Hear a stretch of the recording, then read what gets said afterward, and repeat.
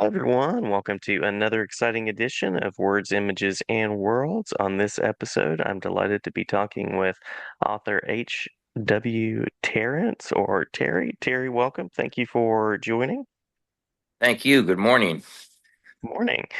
We both have our cups of coffee on the way, I believe, and we're talking about the book Thirst. So that's a very appropriate sort of metaphor for us to explore here. There you go. Yeah, my thirst is satisfied by coffee these days. That's right. That's right, especially in the morning. Yeah. Yeah. Well, glad to be talking about this book and your authorship. And by means of a first question, I'm curious about your origins. What connected you with writing and storytelling? The book flows very well, by the way. It's very uh, inviting. Well, good. No, thank you for saying that.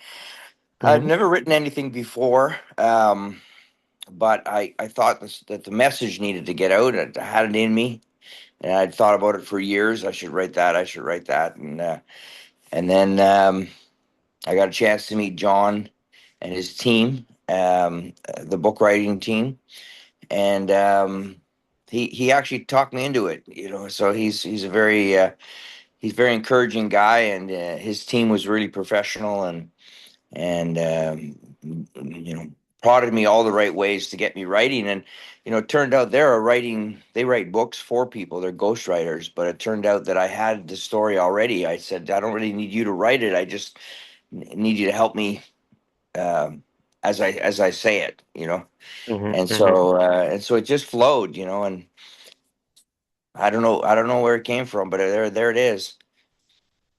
Nice, nice. So, what are some things that people should know about thirst and sort of the inspiration for writing it? Well, thirst, it's about childhood trauma, different things that happen to people as kids, and whether we are able to deal with them or not, and what choices we make in life, and quite often young people make bad choices and choose drugs and alcohol to Hmm. deal with their pain and their failures and their angst and their adolescent inability to fit into life or have life not work out the way they want it to, and then those drugs and alcohol sometimes can take over, and so this book's about that. It's about a young boy falling into alcoholism, and then his whole character changing through that process, and it shows the ugly side of addiction, and Hmm. Hmm. it gets into how far down the scale his character falls, from an innocent boy to an addicted alcoholic, self-centered, um, you know menace to society. And then the book just the book looks into how you get out of that, and how do people get out of addiction once they're in it. And so the book dives deeply into that, into the long struggle to try to get free from addiction. So Yeah, redemption is part of the subtitle. right, exactly. So it's kind of a spoiler alert, but most people tell me when they're reading it they don't think the guy's going to get out of it. They just don't believe he's gonna get redeemed. Um, so that's part of the point of the book, is for people not Hmm. to give up. You know, so many people are in addiction, and and not very many people can just decide one day to get well. And most people, it's a long struggle, and there's failures along the way. And the sort of the big message in the book is never give up. Never give up. And as long as you keep trying to get back up and get sober, and go and do the right things that you need to do to get sober, then there's always a chance it'll work. Yeah, very well said. Uh, Tell us about the process of writing the book. What was that like? Well, like I mentioned earlier, I had the book team help me. So it was making a commitment to get up every morning, 8 o'clock, and just sort of say, we're going to meet. I'm going to get my coffee, and we're going to put the Zoom on, and we're gonna dig into this for 3 hours. And it really was just about a dedication. In my life, I'm also a recovering alcoholic. So in my sobriety, I found things like marathon running and bicycling and Ironmans and things like that to replace my addictive personality, where it takes a dedicated thing to do every day. We had got to get out and do 2, 3, 4 hours of biking every day. And so writing the book was kind of like that. It was like, okay, this is going to be an Ironman. It's going to take a long time. It's not always going to be fun. I just got to dedicate myself to get up every morning and give it everything I got. And truthfully, it was a joy. Once I started doing it, I really enjoyed it. And the story just kind of flowed, because I knew the mess. I knew what I was trying to accomplish. Uh, I was trying to be honest. And it really, when you're just digging in deep with your own um, into your own truth, it can flow. Oh, well, thank you for sharing part of your story there, and also the metaphor of the marathon. Absolutely. Writing books, from what I understand, is a marathon process. It is. There's a quote, and I would agree with it. It said, "Writing is heaven, and editing is hell." Because the writing's kind of fun, it's creative, but then to go back over it and go back over it and go back over it and try and get it right, and try and figure out what you leave in and what you take out and what order it goes and all that stuff is very tedious. So, um, Yeah. yeah. But when you're done, it's like a marathon. You have a great feeling of accomplishment, and all the pain was worth it. Yeah. Yeah. Anything that you'd like to say about storytelling and how that can be useful for processing trauma, any sort of trauma, really? Yeah, I think we need to talk about things. I think there's a saying that I love. It says that we're as sick as our secrets. And so, if you're carrying something inside that you're not willing, that you don't talk about, it can be very damaging, to the point where people can carry it to the point where they kill themselves. Mm. So whether they kill themselves, slowly through drugs and alcohol, or I mean, and even this day and age, it can happen quite quickly now with the drugs that are out there, fentanyl and things like that. So, there's so many stories that break my heart today, that people that are just casual users dying now. And so it's a very scary thing out there. And so yeah, no, it's important to tell on ourselves, and I think carrying around those secrets can kill us. So, and that's why AA is so AA and NA are so good, because people go to those meetings and they sit around and they tell on themselves, and they tell the stories of their experience, their strength, and their hope of how they recover. And so, knowing the value of that, I thought, well, how many people are not able to get to an AA meeting before they die?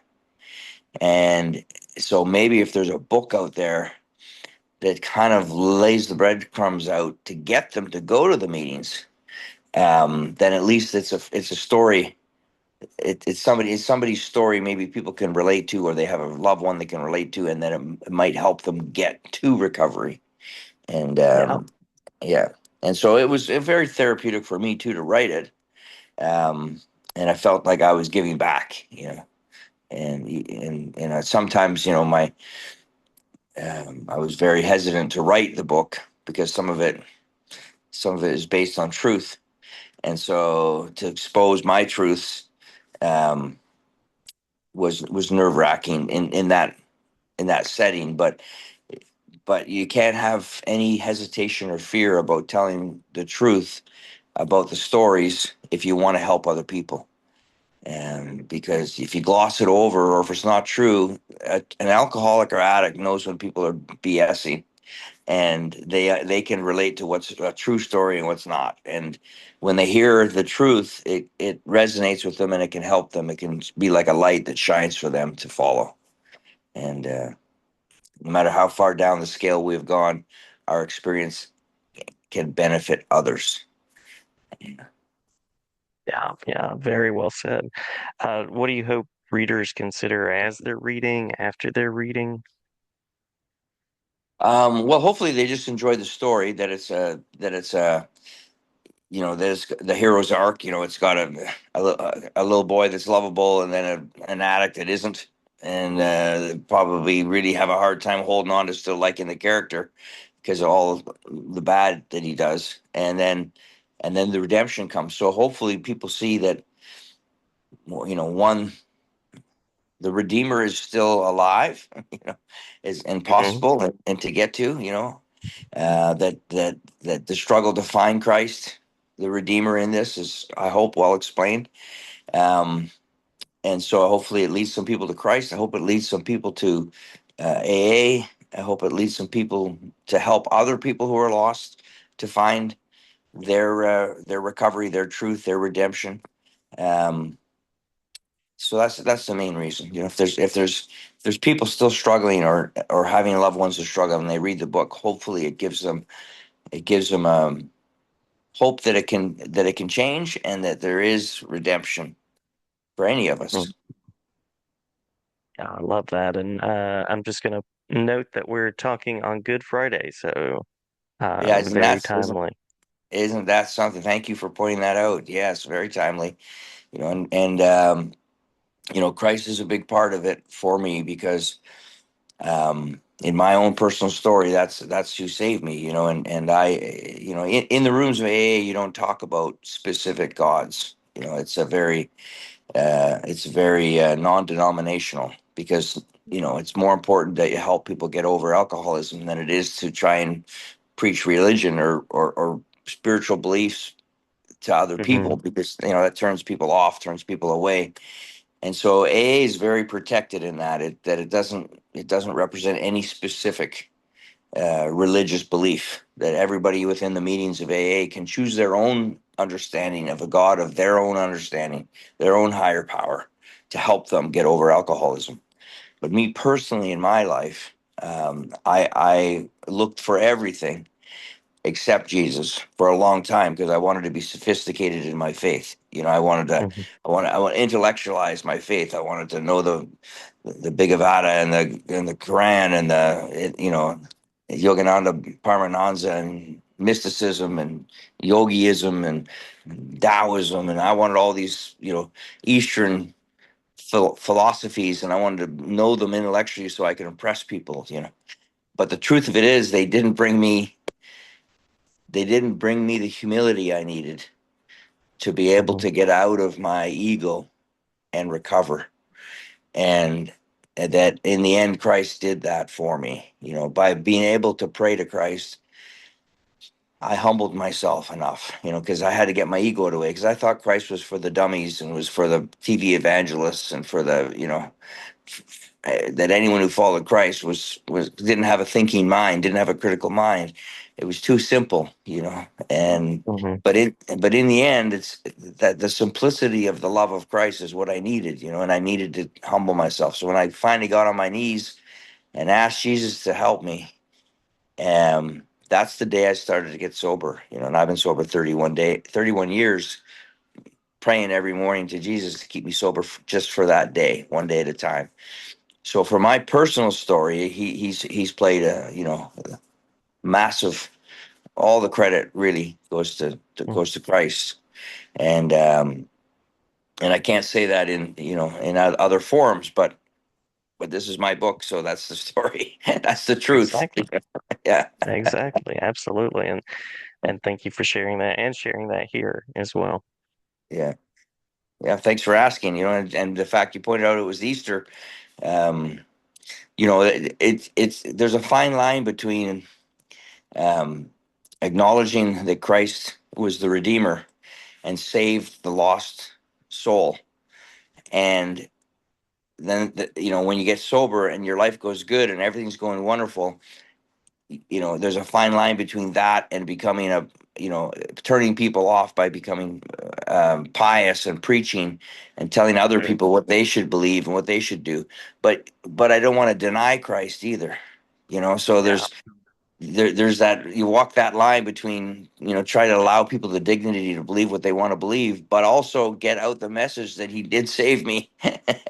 and and I was lost in a wreck, and I'm, a lying, cheating, murderous, horrible person, and he saved me and redeemed me. So, um you know praise the Lord. Yeah. The fine line of ego, right? That's part of the battle I think we all have. Hmm. Yeah, and Yeah. it's, especially in this day and age, it's so much, there's so much hatred again, out in the world. And that's another reason I love Christ. The message is love, love and Mhm. forgiveness. And so, love and tolerance.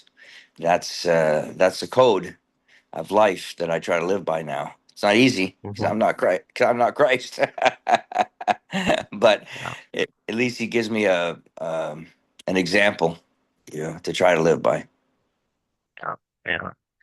Yeah. Well, curious by means of a final question, where Sure. listeners can learn more, where they can support the work, see the book, and follow more the journey. Yeah, the the book's available on Amazon and Kindle, and I think Barnes and Noble too. Um, but if you really want to follow the journey, um, after you read the book, I would recommend, if you're an addict or an alcoholic, that you get involved in a 12-step program.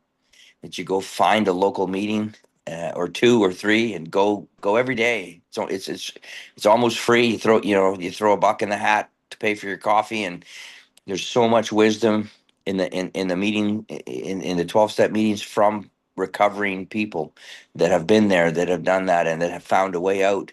And so really, my book and my message is, go find your meetings in your local areas, and go support them, and go sit in them, and go learn, and start the journey of spiritual growth, and trudge the road of happy destiny. Love it, love it. Well, many, many thanks for sharing. I wish you continued peace and blessing in your journey, and always glad to have you back if you plan to talk about another part of the book or plan to share the next chapter. Thank you. You were wonderful, and very, very inviting. Very good interviewer. I've had a few of Well, these, thank you. and you have grace and humility, and it was a pleasure to meet you.